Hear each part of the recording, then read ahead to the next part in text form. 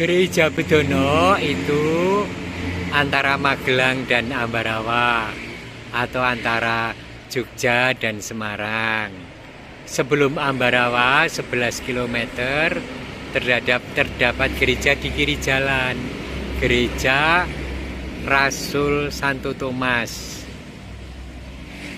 Bedono.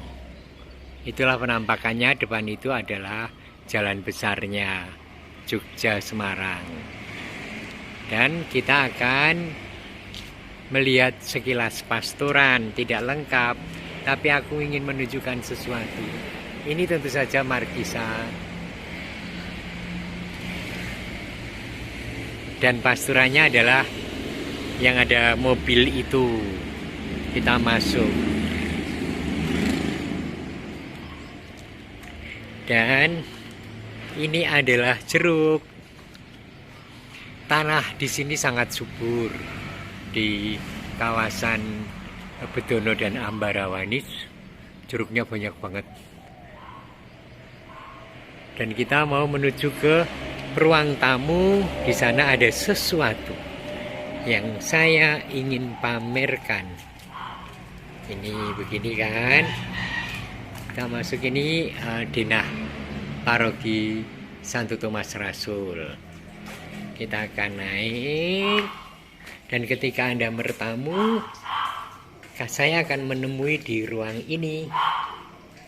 Tetapi tidak sekaku ini karena pastoran kami sangat terbuka. Atau di sini di ruang tengah. Lalu yang terbuka itu kamarku. Di sana kamar makan. Begitu. Nah, tetapi sekali lagi ini yang ingin saya tunjukkan. Greng greng greng greng. Ini adalah patung Maria yang pernah diberkati oleh seorang santo, orang suci dalam gereja Katolik, yaitu Santo Bapa Suci Yohanes Paulus yang kedua. Jadi ini keberadaannya sangatlah istimewa. Hanya beberapa patung di Indonesia yang pernah diberkati oleh Bapa Suci Yohanes Paulus yang sekarang sudah diresmikan menjadi santo. Di antaranya adalah yang ada di Bedono ini. Dah, itu saja dulu perkenalan tentang Bedono.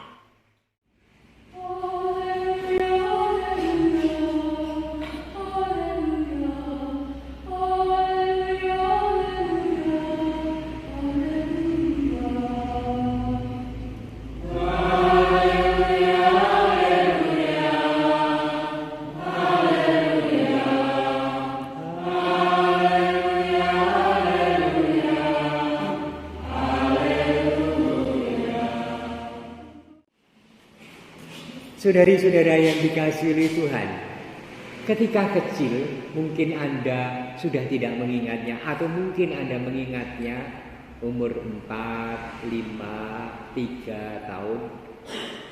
Bapak atau ibu kita itu momong kita. Momong itu artinya mendampingi dan terus mengawasi dan terus merenahki. Merenahki itu kalau agak melenceng ditengahkan lagi.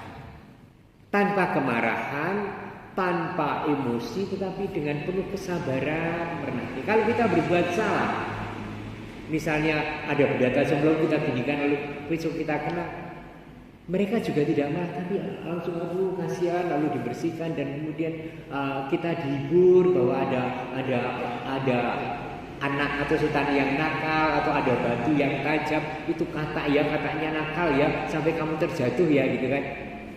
Lihat, sesungguhnya relasi antara kita dengan Allah adalah relasi antara seorang ibu atau seorang bapak dengan anak kecil yang dimong, yang selalu didampingi. Dan itu tergambar dalam seluruh kitab suci. Dan hari ini kitab Yeremia bercerita, mari saya ingin mengajak Anda untuk memperhatikan. Banyak orang memperhatikannya Injil, tetapi saya memperhatikan perjanjian lama tiap hari ya. Lihat komunikasi yang seperti apa sih anak-anakku dan saudari-saudara. Beginilah firman Tuhan. Sungguh akan datang waktunya, aku akan mengikat perjanjian dengan kaum Israel dan kaum Yehuda, bukan seperti perjanjian yang telah kuikat dengan nenek moyang mereka ketika aku memegang tangan mereka dan membawa mereka keluar dari tanah Mesir. Memegang tangan mereka, gandeng keluar dari Mesir, kayak pecah cilik di bawah dengan penuh cinta. Lihat lagi, perjanjian itu sudah mereka ingkari. Meskipun akulah Tuhan yang berkuasa atas mereka. Anak-anakku sudah mursal, sudah meninggalkan, sudah nyembah berhala. Walaupun aku dulu yang menuntun dari tanah Mesir. Demikianlah sabda Tuhan. Tetapi beginilah perjanjian yang kuikat dengan kaum Israel sesudah waktu itu. Aku akan menaruh Tauratku dalam batin mereka dan menuliskannya dalam hati mereka. Aku akan menjadi Allah mereka dan mereka menjadi umatku. Allah tidak pernah memendam benci. Allah tidak pernah memelihara luka di dalam hidup. Tetapi begitu banyak dilukai oleh umatnya, Allah itu tetap merengkuh. Kalau umatnya itu tidak mudeng-mudeng, dikatakan ia akan menaruh Taurat ke dalam hati kita. Jadi menaruh hati Allah di dalam hati kita, supaya kita berhati seperti Allah yang melakukan kehendak Allah. Kapan itu? Sudah. Loh, tapi aku nakal, nanti ditaruh lagi. Loh, tapi aku berontak. Tuhan tetap akan memelihara. Lihat. Dan tidak usah lagi orang mengajar sesama atau mengajar saudaranya dengan mengatakan, "Kenalah Tuhan." Sebab mereka semua besar kecil akan mengenal aku. Demikian sabda Tuhan. Sebab aku akan mengampuni kesalahan mereka dan takkan lagi mengingat dosa mereka. Keren. Yuk beriman pada Tuhan dengan sukacita, bukan dalam ketakutan.